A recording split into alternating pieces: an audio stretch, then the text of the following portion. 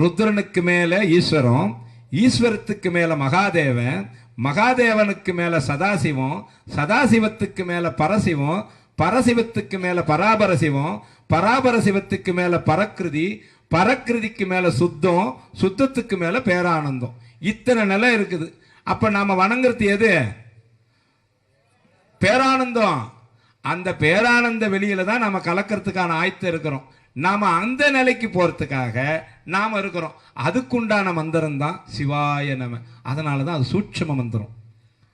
உதட்டுல சொல்லக்கூடாது, உள்ளுக்குள்ள சொல்லணும். துஞ்சலும் துஞ்சல் இல்லாத பொழுதிலும் நெஞ்சின் அகத்தின் நைந்து நினை. சொல்ல வேணாம். நெஞ்சகம் நைந்து நினைவின் நாள்தோறும் நினைச்சா போறோம். இது சொல்ல வேண்டிய மந்திரம்.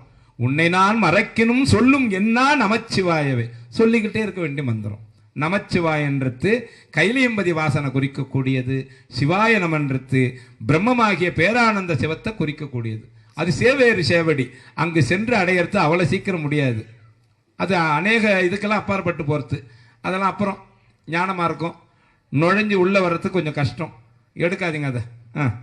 நம்ம சிவம் எல்லாம் ஒன்று நினைச்சு ஆனந்தமாக இருப்போம்.